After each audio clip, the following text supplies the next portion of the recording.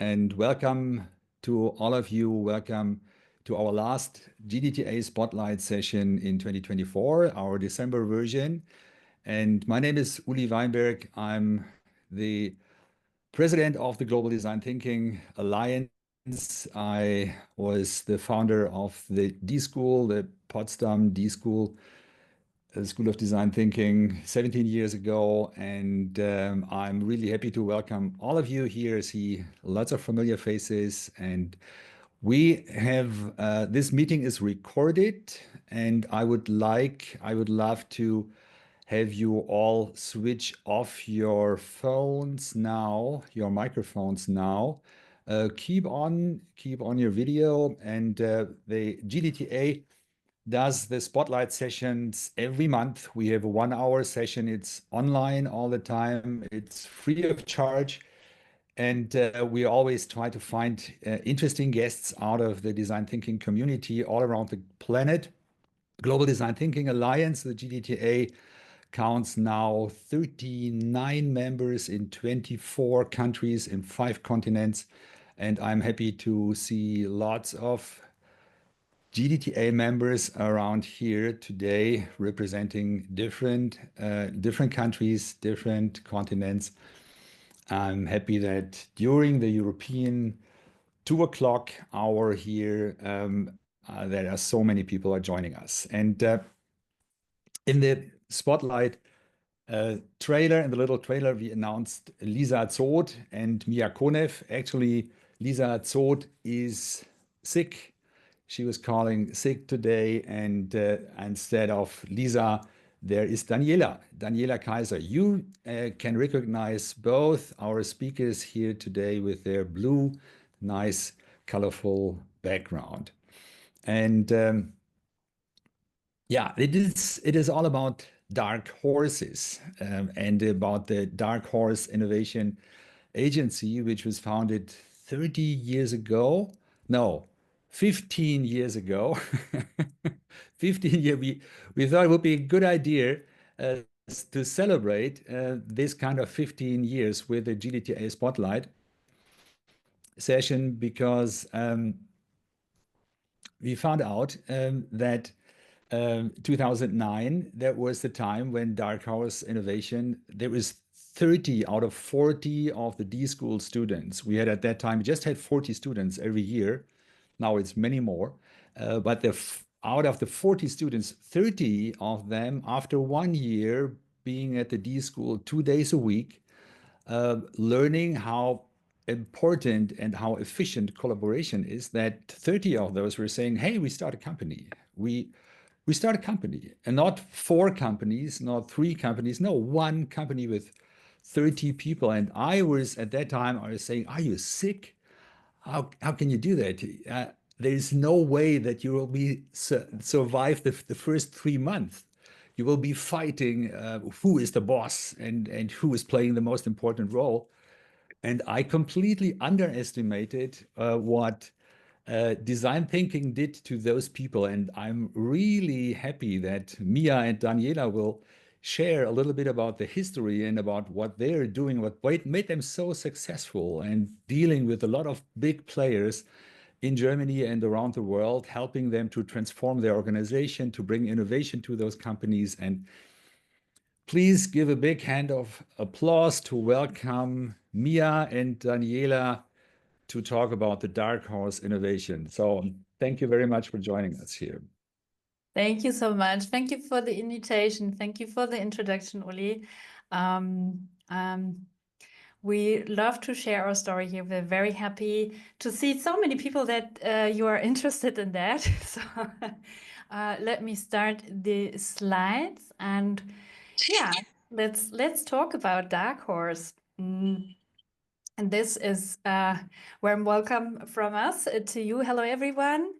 And this is us, not completely everyone. We are still about 30 people, and but with a lot of different faces. So we have, I will come to that. We have a certain program where you can move, and so we have lots of different people, and that's why also we have this kind of photo, because it's never possible to have all the people at one place and then it's already outdated. So this is how we do our team pictures. And yeah, you can see my colleague Daniela, who is also a co-founder from the first hour, and me. And yeah, we are at the moment like 8ish from this start, from this cohort, the second cohort of the design school of the design thinking.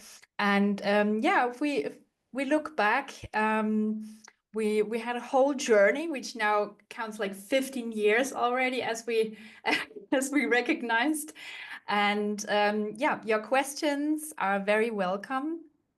And yeah, let's start and see what happened over the past years. So as Uli mentioned, we started 2009, or an ending happened in 2009. We graduated, and here you can see a picture, a very old picture with Uli in the middle. And this was the cohort, the 40 people, of which 30 with 30 different disciplines, and of which 30 people then decided kind of to move on together. Yeah, we learned about collaboration and working in interdisciplinary teams, talking one language through design thinking methodology and culture, and that formed the principles of Dark Horse. But before that, there was actually in 2009, when we graduated, like a dark hole, and we were like, oh no, after graduation, what happens now? Somehow we wanted to stay together, and we thought, yeah, maybe we can work together, and maybe we can do it like we learned it in D-School. And so therefore we thought we need maybe to start a company. So okay, how to build a serious company? We thought, okay, let's try, why not? Maybe we can build a serious company. So we got serious advice. All consultants told us, like Oli, not to do it, because if you want to be successful, you need to follow 3 rules. Yeah, the first rule is never ever with friends. Yeah, tell that to a bunch of 30 friends, and yeah. Also, never more than 3 people. And of course, you have to invest all your time in that venture. Yeah, and that is what we did. 30 friends, 30 co-founders, 2 days per week. In the beginning, of course, in the beginning. And now we became multiple times awarded for being the most innovative company in Germany. And this is what we now are, and what we do. What do we actually do? How do we found our business model, or what we can do together? That was a process, but of course we used what we learned in D-School. But back in those days, there wasn't actually a great market for that because nobody knew what this is and what you can do with it. And we offered something which was unknown and unneeded. So that was a journey. But today we offer consultancy and agency services and trainings, all related to making companies future ready. And we like to do it in a kind of eye-on-eye level, like we call it accomplices, being an accomplices to people who really want to change the organizations, because we don't know what the right or wrong way is for future. We are not kind of God or whoever knows that. And we think if you want to explore future, you can only do it together, supporting each other. You cannot like stay there like a consultant and say, oh yes, this is the right way, go there, and then you will have success. This is not how it works when you work with uncertainty and future. So we like to help our clients to explore the future, to maybe not going in any direction, but to make it kind of systematically, or maybe how to explore through trial and error, promising ways in a more faster way than they would usually do, or actually most are kind of afraid to go bold ways. And if there's someone holding hand, that feels kind of more safe, but it actually isn't. So sometimes it's all about like being together brave. So, and why are we doing this? Apparently, we have some crises in the world, and like everyone else who is actually feeling it tries to create a certain future which is worth living also for the next generation. So we are on this way. Oh, I'm sorry. With all the others together, and the more the better. So yeah. Good. So everyone is on the way somehow to create that better future. And of course, you have to have some house how to do that. And as you see, those are the three principles, the guiding principles, which now lead our company strategy and culture. And those came over the past time. They weren't there from the beginning. That was not the plan. So this is something which came over the years and is status quo.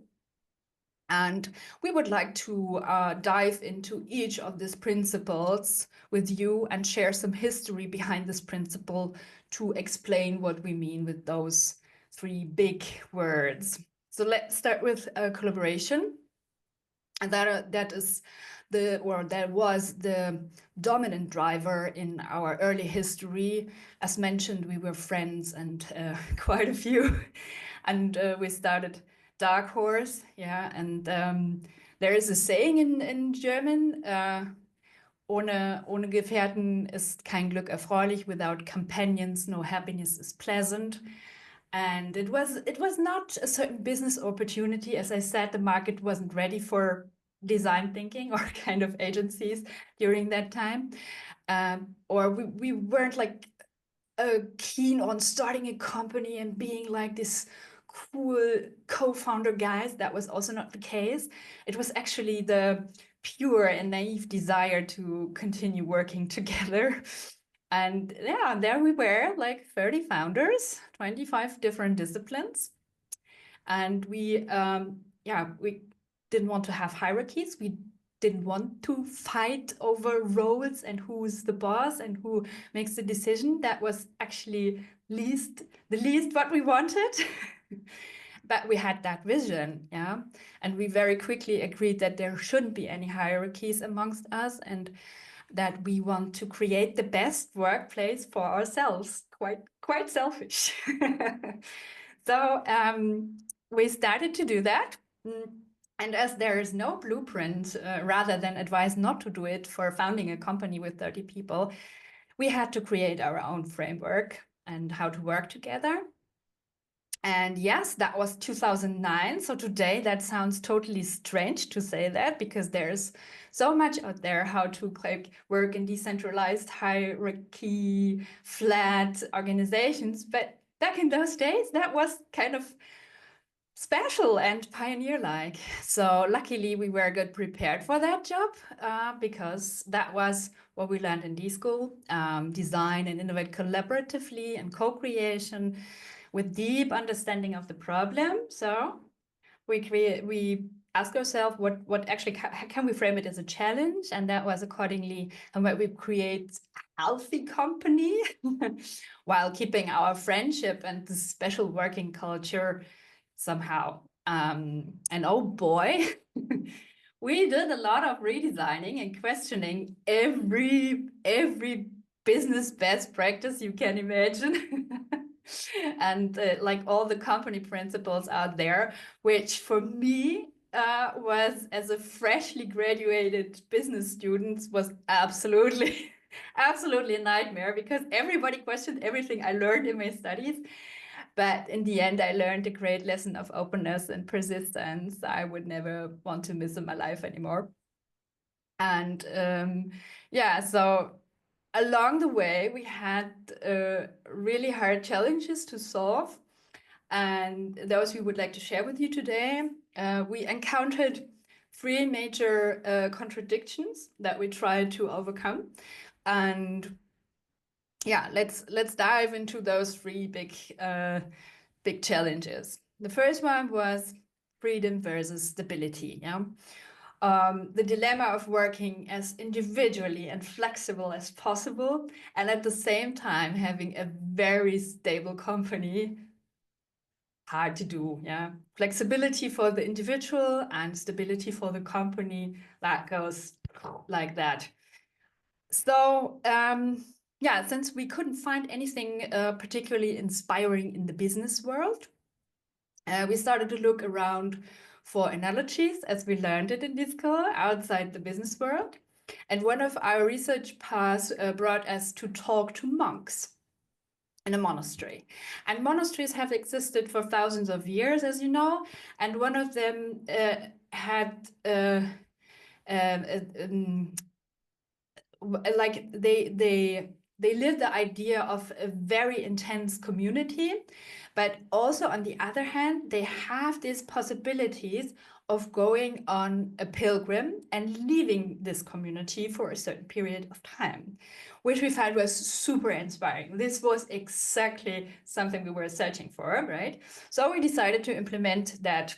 So we had dark horse monks, or we had them still, who remained permanently with Dark Horse, helped to build the brand, the structure, and everything else of Dark Horse.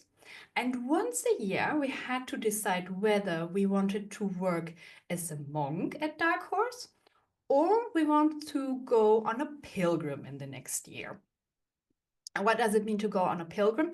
For pilgrim horses, we made it possible to step away from the company for a certain period of time.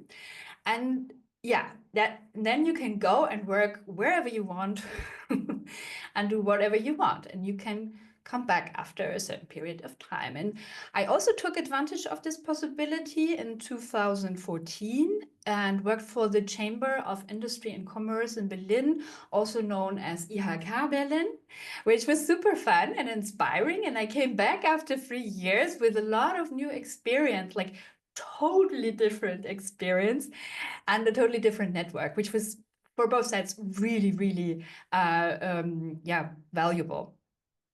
So yeah, that was freedom and stability.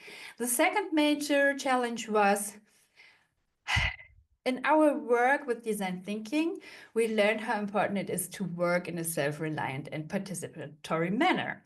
And as a company, then we faced the challenge that participation and involving everyone always takes a considerable time, like it's considerable amount of time, yeah, to make decisions. That is just, you cannot imagine what happened there. Here's a little example from the really, really early days. This is how we looked in 2009 when we started. Yeah. In this meeting, we talked for hours. For hours, like you think it was like this must be a big decision for something like really, really impactful. No, it was just about getting a new coffee machine. And this coffee machine took us like hours of discussion. Yeah. That was not so good. So this didn't work so well. So, and we talked for hours. Some wanted like this coffee machine for those reasons and others the other, and wanted the cheapest, or this is something you really need for your customers. We couldn't decide. We just couldn't decide. So we would have collapsed quickly by proceeding this way of decision making. So we really needed to find something different. And again, we looked outside and found a sociocratic decision-making process as the best fitting solution for this problem. And in this process, a decision is made by consent as default. That means there has to be a thoroughly prepared proposal for a decision, like this certain coffee machine is the best, like a well-designed solution. People should, like the design team should think about why this solution is the best and this coffee machine. And if nobody has a serious objection to that proposal, it will be approved. So it's kind of the yes-saying culture. if there is this serious objection, and the person with the serious objection must bring a new proposal or is in charge for a new proposal. So it's like an emergency brake. You only pull when you are really in danger, when you think like something gets really broken and it's not safe enough to try. Otherwise, we agreed it's safe enough to try. So this helped us a lot to make those kind of decisions. And it's still a very, very important and most most used principle when we have decisions which are really, really important. So, and the third major challenge was the contradiction, the dilemma between control and trust. Normally, employees have to report to their superiors and present their results and count for the working time and stuff like that. So we didn't have any superiors, and we didn't want that kind of culture, obviously. So we invested in trust instruments.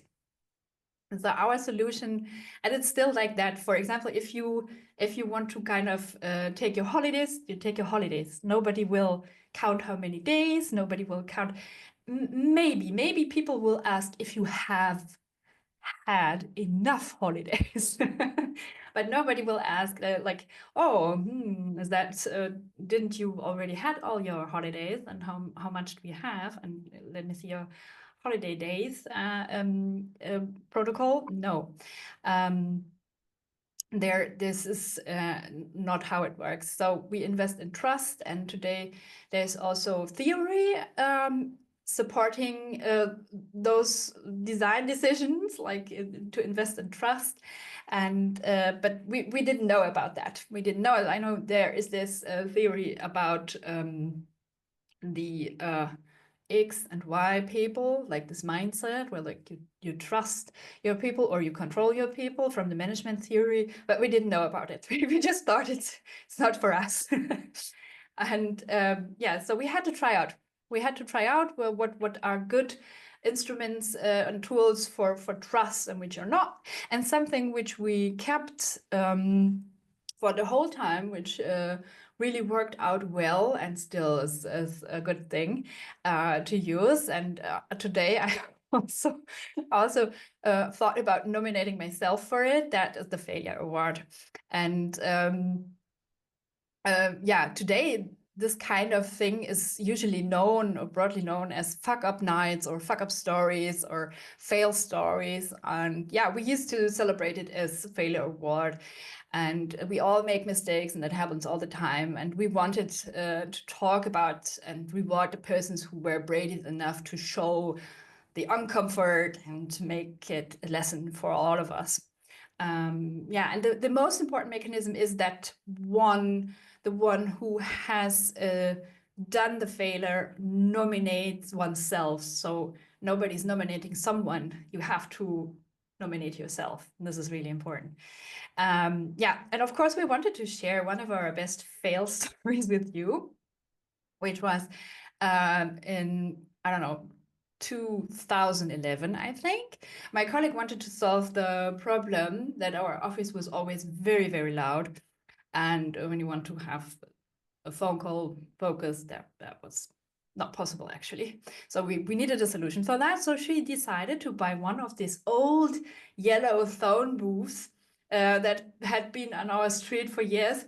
And she bought it, and the booth was brought into our courtyard, taken up to the 4th floor in the elevator. And then it turned out that it wouldn't fit through our office door.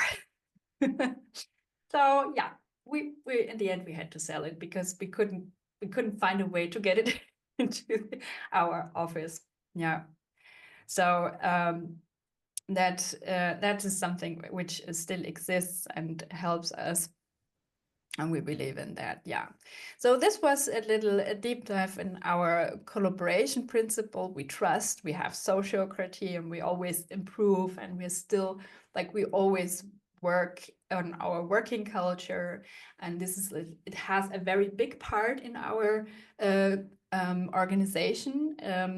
we invest a lot of time and effort to keep our company culture really like the way it was from day one. This is super important to us. This is something which cannot change because it's like the foundation of everything.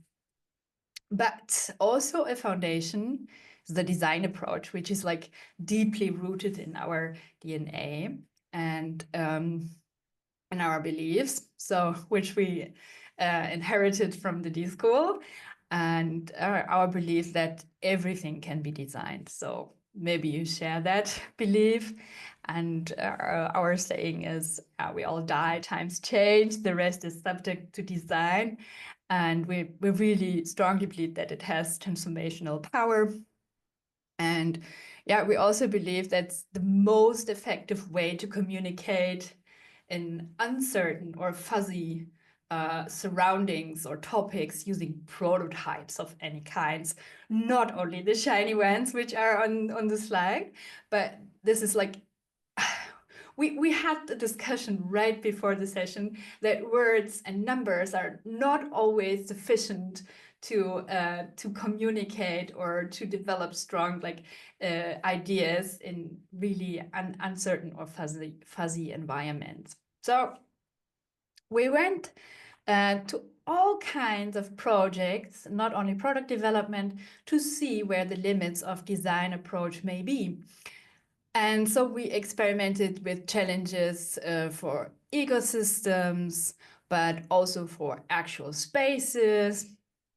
And of course, we didn't turn down customers who came with real products or product ideas or wanted to develop product ideas. So yeah, so what was the conclusion to the question there? Where are the limits to design or of design?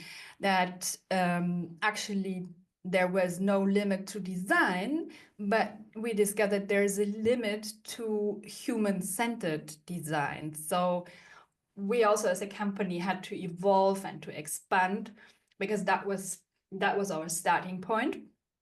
So we came to our third principle, which is if you design, you don't take only one perspective, you have to take multiple perspectives. So we discovered that whole area of systems thinking. And in today's situation, we could no longer proceed putting humans into center because, yeah, this put a limit to our problem analysis and for the multiple crises we are facing. It seemed, why isn't that slide working? For the multiple crises we're facing, it seemed we need to expand our methods and our approaches. Yeah, because we had climate change and wars and yeah. So yeah, we couldn't stick with human-centered. We had to leave behind our beloved innovation Mickey Mouse. We were not tired to show to our customer, which we also inherited from the D-School, and we really, really loved it. But yeah, we said, okay, we need a larger perspective, and yeah, we want to contribute to the holistic perspective of kind of saving the planet, let's say, and taking planetary resources into account, and not only interpreting things from the individual perspective. But I think this is kind of common sense right now in the community. This is what I'm sensing. So maybe I'm telling nothing new. For us, it was going through the different levels of design, like individual, organization, society, and in the end, planet, was evolving and developing through the last years. So we had to build our competences in there, and we also with that development we also need to develop our portfolio, which in the beginning was that typical innovation capability portfolio. How can we be more innovative, how can we train our people, how can we develop products and services. And yeah, we sense that we need to do more to kind of contribute to that company mission, right? And so that was no primary, that was not because of financial interest, but because of pure frustration. Whenever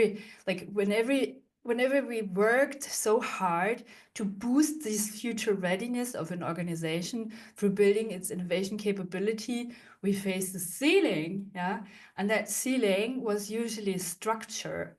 I don't know how many people we have trained who could not work with design thinking because the structure wouldn't let them, you know, and so we knew we needed to address that and work explicitly on the transformation of the organizations. And design thinking can do a lot, but it also takes approaches and methods to transform the organization, and not on the back of the projects for the products, but like really their own.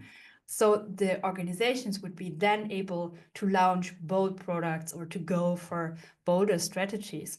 Speaking of strategies, that was actually the second ceiling we have faced, and we created so many products and services which could not be implemented because the organization was not ready to do it. So we decided also to enter the field of strategy, and the situation is serious. I mean, we found a lot of organizations where strategy is still magic on C-level, and we are really working hard to change that. And therefore, we combined also and redesigned existing approaches. And one of our main tools is the strategy hexagon. You can see here. 90% is playing to win framework of Roger Martin, also very close to design methods, and a pioneer of design strategy. So yeah, if you want to have a try with the strategy hexagon and adapt a strategy, we provide a lot of explanations and free material. So please have a try and let us know how it worked out for you. And yeah, here we are, 15 years later, looking back on that, the history we gained a lot of trust of customers and praise of media and words, and we are very, very thankful for the support we got from the network and the community and from D-School all over the years. Really appreciate that, and we wanted to say thank you. So that was a quick overview and to our history and our principles. And I look at Daniela. Do you want to add something? And if not, we can proceed for the Q&A. Yes. So if you have any questions, shoot, please ask. Yeah, first a big thank you back also to Mia and Daniela. It's thank you very much for that tour through all your great history. Since you didn't mention your book, your books actually, I just want to make all of you who are participating here aware that they wrote a book about their story at the beginning, and Mia was explaining that it was a pretty tough story.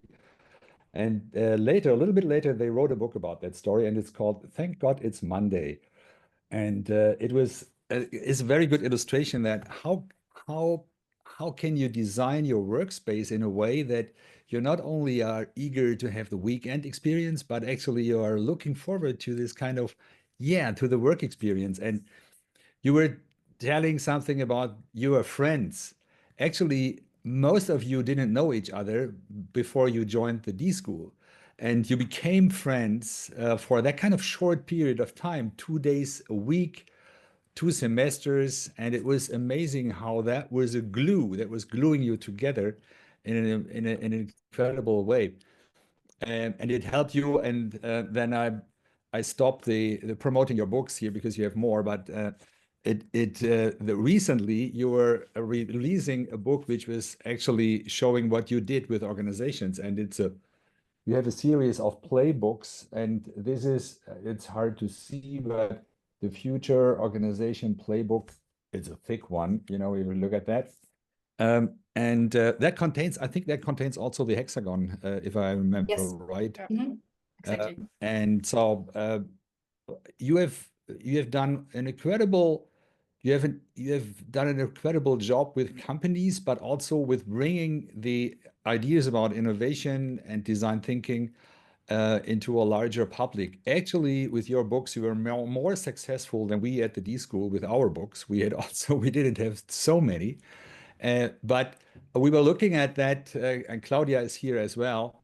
We were looking at that with a very friendly perspective. We were saying, yes, they are spreading the word, and it's helping us also to explain to organizations and to individuals how important it is to learn at the D-School and about your achievements. So the floor is open now, and I see Lukas Starke with the first question. Yeah, hi, thank you. So I was also facing the problem, Mia, you said that you need to change the organization before you have the, let's say, psychological safety to drive really the innovation forward, because I have also done in a company a lot of design thinking workshops. We had a lot of prototypes, but then at the end, 5,000 euro to have a clean prototype by a designer who was studying design. No, that's not worth it. It's like, oh, okay, that's a pain. And you also need sometimes more, money and trust, etc. But when you're in the hierarchy very low, it's, let's say in very hierarchy organizations, very hard to drive forward. But my question is it also more powerful to be outside the company and to go on companies with that approach? Or would you say, is it more to be within the company? I know you need both, but what is the most powerful way? I mean, you need the pain in the company, so you say, okay, we need an external agency who helps us because we can't do it with our internal people, so it's a bargain, isn't it? Yeah, I think it depends. It depends on the infrastructure you provide, or the company is providing. Because sometimes it's a better starting point to come from, or as an external agency, and you have the credits, that you're an expert. Runs out the tree. Yes, will you go up into the attic? Okay. Thanks, But Bernard. sometimes it's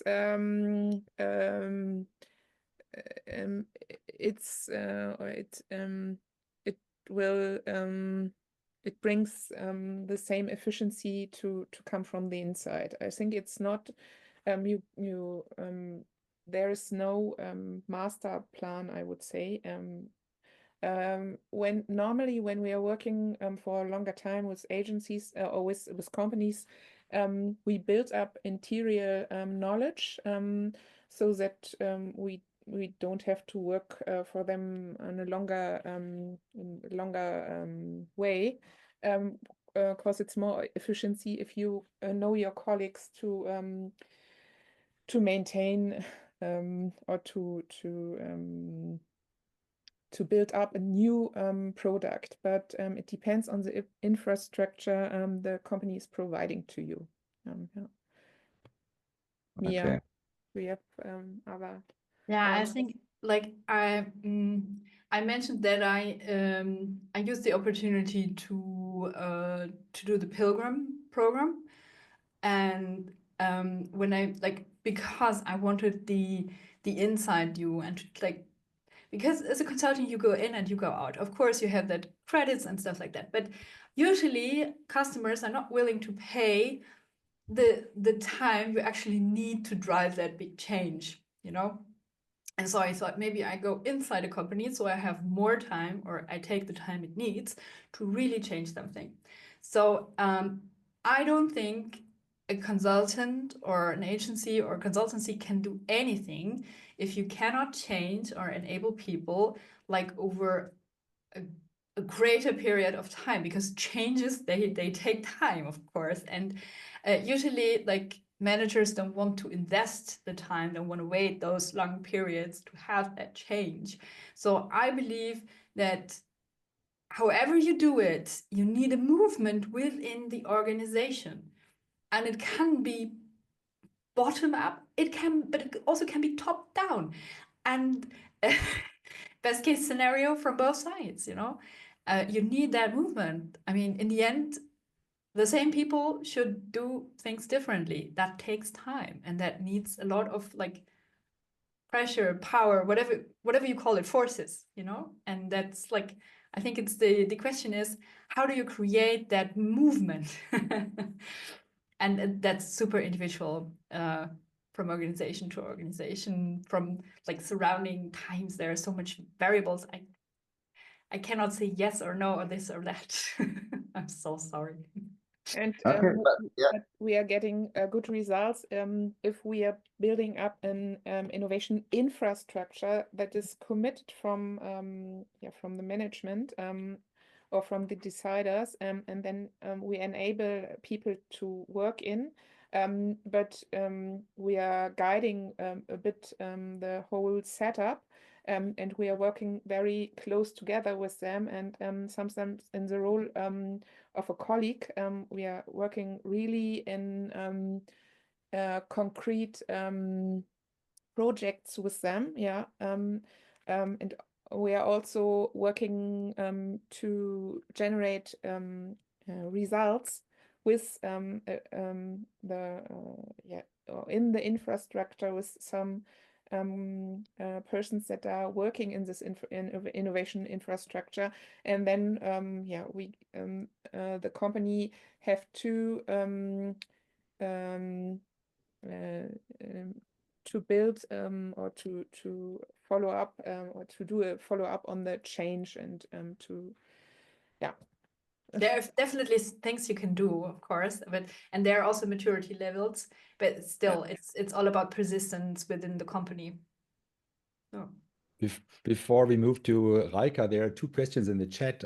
There's Christina asking if there is a possibility to do an internship at Dark Horse. Easy to answer, yes or no. At the moment, unfortunately not, but Christina, we let you know. Okay, and there is Los Rethinkers asking what would be the secret for sustainability and growth. That is probably a longer to answer question. Maybe Reika's is shorter. No? So then let's go with what would be the secret for sustainability and growth. Just starting, I would say. I also do not think that there's a secret.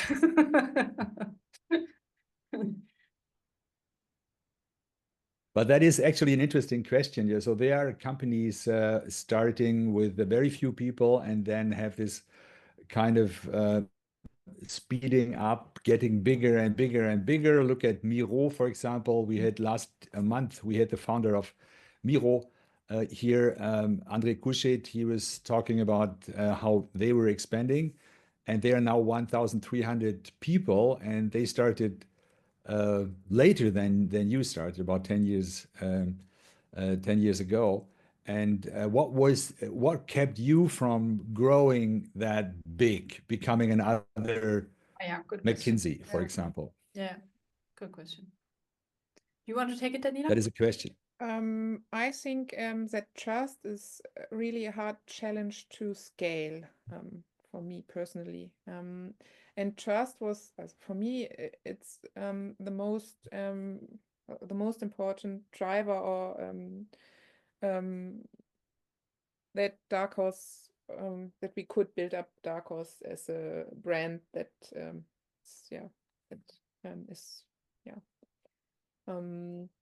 Mia? Yeah, that was a quick answer to the question. Somebody wanted to see the. Okay, that was answered already. I would say, like, as mentioned, we had this weird idea to kind of create the best possible working space for us. like it was not a certain business case we wanted to solve or something like that, or we aimed for let's have a nice place to work together and kind of live from it, because this was the initial idea for Dark Horse and so deeply rooted in our culture, in our values, in our DNA. It's not like if you have a good place and you have all friends there, why grow? And it's just like if you change that, and this is like the weird thing about Dark Horse, you know, like we love change, we love innovation, but at our company we have a lot of change every year. It's a lot of change, but we kind of were like from this for this kind of thing, we were like, no, let's not grow, let's not expand. It's just nice and cozy as it is. Let's not change that. Let's change everything, but not that. So we didn't grow. So that's, yeah. And for Yeah, our and new it still colleagues, feels like a family. When I Yeah. visited recently, it's already some months ago, but when I visited, I had the feeling it's still like this kind of family. You sit around that big table for lunch, and it's a group of people which can trust each other, which is very important. But Raika, you have another question. Thanks, actually, Raika, that you're spending your holiday time here today to help us to run the call and to organize everything in the back. Working with friends. And that's actually kind of on my topic. So I'm wondering, because I think the idea sounds so enticing to say, look, I'm going to work with my friends. Let's just, see each other all day long. So I'm wondering what instruments you also have, apart from the holidays that you already explained, have in place to ensure that you switch off at some point, that it's not, is it a 24-hour work day every day for you, or do you sort of have a separate group chat for the friends time and the work time? Like, how do you manage being able to switch off at some point with your friends from work? yeah, for me, starting to build or to found Dark Horse, it was I had to create a new a cluster of friends and collegial friends or working friends that not many of my friends or family do understand, because it's really a new way to be close together and to share personal life questions, concernings with each other, and to work with them on Augenhöhe. I don't know, in English, but it's like to work as colleagues who own the company really, and who are together responsible to make our customers and ourselves happy, and to do good work, and to change the world, I would say. For me, I had to create a new cluster for these kind of people, and you really can do everything together. You can talk while drinking a coffee. You can talk about the Mia's dog, and what's up with her two beautiful daughters, and then we can switch to our acquisition with a new potential client. It's really a fast switch, and we are we had to learn to mix it up. That was for me, the change that I didn't expect it before founding Dark Horse. It's not, you don't have to separate two areas of your life. It's like it's every time it's always there the same time, and you don't have to separate it. It feels native. It feels good. It feels better than separate these two areas of living that are part of my own identity. But it was a challenge when we started to let in people from outside who were not founders. and it had to change. And we don't force anybody to be like friends here. You can also keep a professional distance, and you have a choice. So it's not like everyone needs to be friends with everyone. It has to balance, like it's a choice. It's always a choice.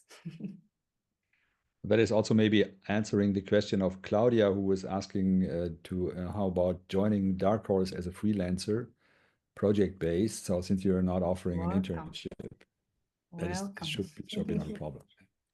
Andre from University of Cologne, also GDTA member. Hi, good to see you. Hi. Hi, thank you for your presentation. I was also flinging around to show the picture of the cat, everything else you can design for my next lecture, but I put it away in favor of the other shot of the globe you made, changing the world by design, not by disaster. And that is what I will use for my next physics lecture. Because, thank you. Because in our research in schools, we have so many school kids who have already gave up of the future, who seem to lose hope, because we as scientists, we stuff them with so much information about how bad everything will be and going from one disaster to the next. And what students in schools lack is the consciousness and the guts to actually change their future. And I'm struggling desperately to make design thinking teachable. That's what I do. So can you give me some advice? If there would be 1, 2, 3 bullet points, what of your learnings could be teachable in schools from 8th grade, say? Where would I start to make students more confident in their ability to change, to transform by design, not by disaster? I love that question because my daughter is in the 8th grade at the moment. And we have discussions. So I think it's already such a good start when teachers and scientists reflect that they're actually always like critics and showing what can happen, what should not happen, and stuff like that. But what we learned is like this self-empowerment, which we also like learned in the D-School, is that if you think creative and then start to build things and which are not criticized that it's not possible or what is it for a weird idea, but challenged in a good way. So like first the creative confidence and then challenged in a good way. Let's test it. Let's find out. The same way with us. It's our story, you know? Like everyone said, no, you can't do that. So I was like, let's try. Nobody tried that. Let's pivot until we have our goal. And I think this can already give a lot of self-confidence back. There is a really nice a German movie called Chantal's Märchenland or something like that. And I really like how that in that movie also that girl rediscovers her self-confidence and her ability to change things, the belief that I can change things, the rest is due to design, that I can change things if I question, if I think, if I test, if I build, and not by just sitting there and say it's not possible because of my 30 years of best practice. Okay, maybe you have practiced 30 years the wrong thing or times have changed. Just challenge, build, learn, this is what I would answer. And also to build up very quickly creative confidence by doing really concrete design exercises, methods, like short design thinking runs or sprints, or I don't know, and without evaluation. Evaluation is really common to, we are learning evaluation or to evaluate everywhere in our school, in our at university, everywhere, and just to build and say, okay, that's enough and that's good and that's the whole idea. And it's really important that kids experience that with their bodies, not just while talking or in discussion. Just in German, I would say, bastelt mehr. Thank you. Think more Yeah. with your hands and not Yeah. just Yeah. with words and numbers. We are moving towards the end, but there's a last question now from Mats Danielsen from Open Lab in Stockholm. Great to see you here, Mats. Yes. It's your turn. Yeah, thank you. Thank you very much. And thank you for a very interesting presentation on how you actually do this in real life. And you showed a picture with the 3 pillars you had, and one of them was design thinking. And while, systems thinking. And while design thinking has a large toolbox for, let's call it, traditional design thinking, and you can have system aspects in them. But I'm looking for, do you have any tips on particular systems thinking tools that you have used successfully? Because there's all this systems theory, like Chetland and Church and so on. But those are theories. Those are not tools that are easy to use in practice. True. So how do you work with systems thinking in practice? In practice, we're using system mapping. I don't know if you know that. It's kind of a language and a visualization of relations. And yeah, it's a visual language tool where you can like find out what is the system and how the relations between the elements, and where are points where I can change a lot with a little, or where are reinforcing loops, or which are negative spirals, stuff like that. So this is one concrete tool we're using in analysis of systems. Systemic design, circular, also like circular economy provides you really interesting additional tooling sets or believing systems that can explore systemic references or between problems, or groups of interest, I would say. Okay, and do you use these tools as add-ons to design thinking, or do you use them integrated in design thinking tools? Add-ons, I'd say. Mia?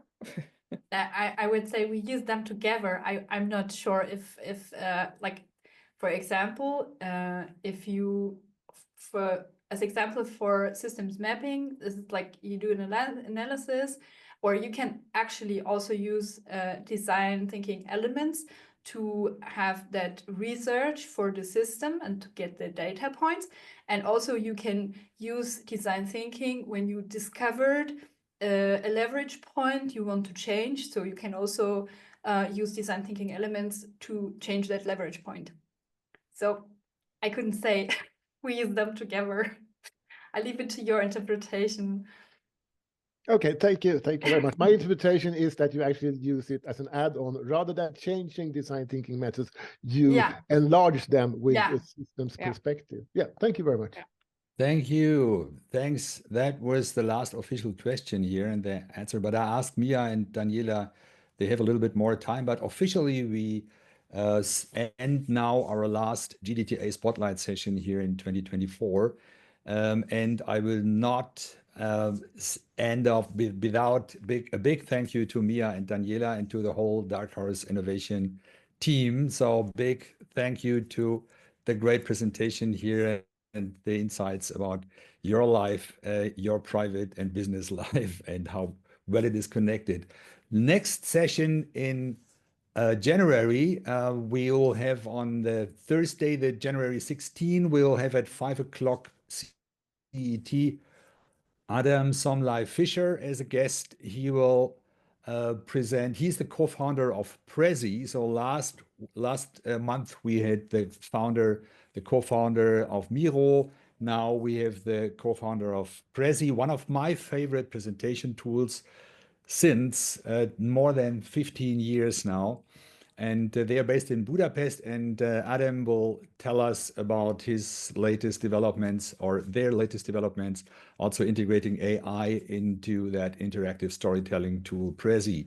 So I hope you're joining January 2025, January 16th, and I'm looking forward to see all of you. Check out the website www.gdta.org, and we try to bring up also the recording of that session here pretty soon, and also the others you can follow up there. Thanks a lot, and now we stop the recording. And yeah, actually, I would not to forget to say Merry Christmas to all of you and Happy New Year. Good start in the new year. To the whole design thinking community all around the planet. I'm seeing so many people, even from China. Shuilin Lin is there from the CUC in Beijing, Joanne Halpern from New York.